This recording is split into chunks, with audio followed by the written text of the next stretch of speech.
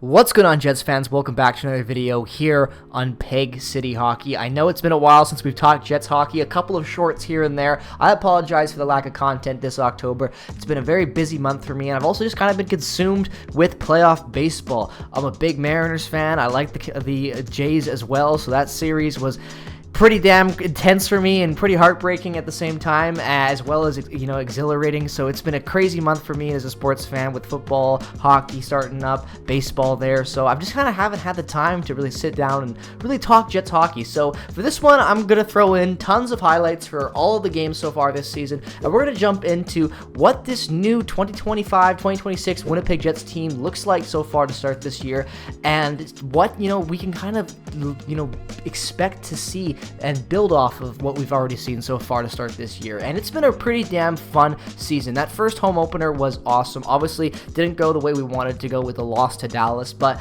this team has showed a lot of resilience early on. Perfetti is injured. That's a huge loss. Sandberg is injured. That's a huge loss. We've already seen Comrie as well a couple of times to start the year, which, again, I also like. We're starting to see newer things with this club, different usages of players, the depth being more active. Jonathan Toews is really starting to heat up as well, and this team's identity is very different from last year.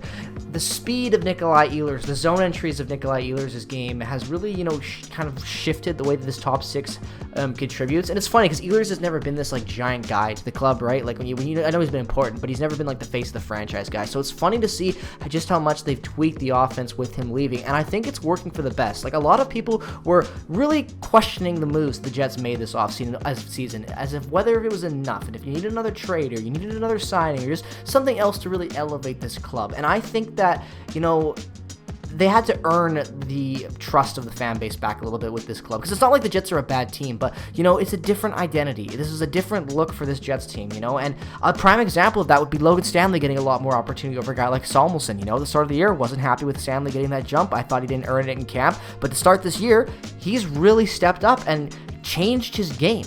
And it's working for his benefit. It's helping the team out. And, he's not some elite defenseman all of a sudden. But, again, Logan Stanley is not bothering me as much as he used to be on a night-to-night basis. And that is definitely a win for this club. Things like that, the tweaks to the Jets, full game in the defensive end, in the neutral zone, the offensive end, the way they control the puck, their puck possession, passing, zone entries, the entire identity has just shifted. And I really like the depth this year. It just feels like all four lines are playing really good hockey. And even when the Jets had a bad night, 2 days ago, in that Kraken game where they got shut out 3-0. When you look at that game, I think that it showed that, yes, the Jets still have some weaknesses, but that bounce back in Calgary, they're still playing a very strong brand of hockey, and their player, and this is again without Velarde really having the best start to the year. I know he heated up last night against Calgary, that's great, you definitely need that, but when you really look at what is contributing the most to this Jets team winning outside of Kyle Connor and Mark Scheifele being that dynamic duo that they are, is the depth. I really like what Jonathan Toews is doing on that second line. That's without Cole Perfetti there.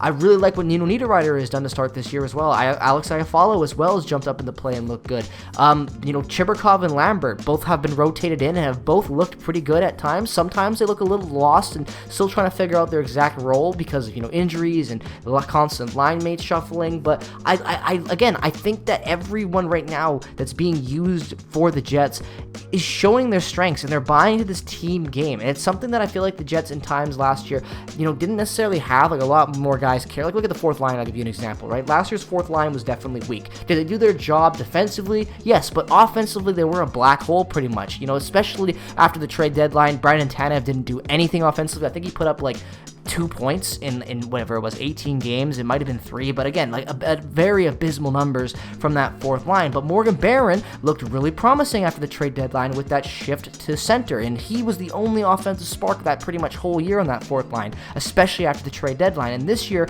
you're seeing Morgan Barron really step up and really brand his game and his offense, and really take that next step in being a potential third line guy. And I think with Adam Lowry getting up there in age, Morgan Barron being that younger guy, I think that you might even look at that down the road if you can keep him. Players like that have really surprised. Cole Kopech, another guy I could throw in there. The depth has really, Tanner Pearson as well.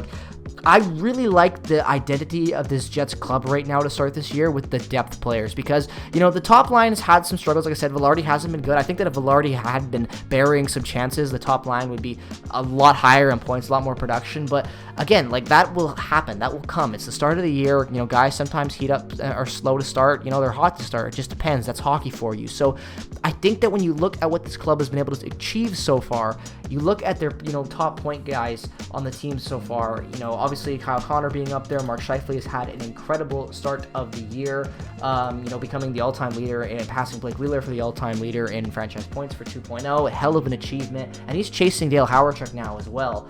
But, you know, like, what, 12 points for Mark Scheifele in 8 games, 10 points for Kyle Connor, and then you have Nino Niederreiter right down there with 6, Morgan Barron with 5, Jonathan Toews with 5, Josh Morrissey again having 5.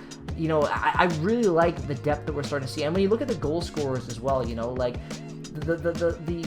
obviously the most goal scorers so far this year would be like Mark Scheifele, who's got 7, then Kyle Connor with 4. You know, but Domestikov's got 3, Barron's got 3, Toews has 2, Nino Niederreiter has 2, Tanner Pearson has 2, Logan Stanley has 2 goals, Alex Iafallo has 2 goals, and that is really important to me right now where this Jets team is because of the injuries, because this team isn't at its, you know, healthiest. We don't know the full identity of this club yet because Cole Perfetti is going to be a big part of the top 6 offense. It's going to completely shift the power play and the second line, I think, with his usage. And, you know, Dylan Sandberg is going to really cement things defensively again for the Jets, so they'll be more responsible, less penalties, and that'll be really important to their game because you don't want to rely on the penalty kill as much as the Jets have been to start this year. And things like that are going to grow. So to see depth guys like start stepping up in the first 8 games of the season and, you know, really delivering their best brand of hockey that they can, meshing well with a new club, and the Jets, importantly as well, is embracing a newer style of hockey to the, you know, an already elite team that won the President's Trophy.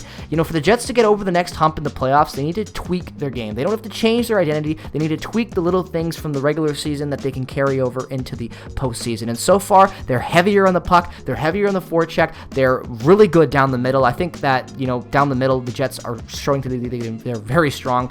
Jonathan Toews looks awesome. We're going to talk about him again in another video soon. But so far, I love the way that things are looking for the Jets. They've got a pretty damn good record. They're sitting in a good spot, and once these guys get back from injuries, I think things are going to look even better. So another great win against Calgary last night after a bounce-back game they needed to after that, you know, stinker to the Kraken, and I am happy, and I bet you all are too. So if this is your first time checking out a video here, subscribe to stay up to date all things Jets hockey. Follow me on Twitter, Instagram. Check out all the affiliate links down in the description below. Peace, love, and positivity as always. Go Jets, go! And I'll see you all in the next one.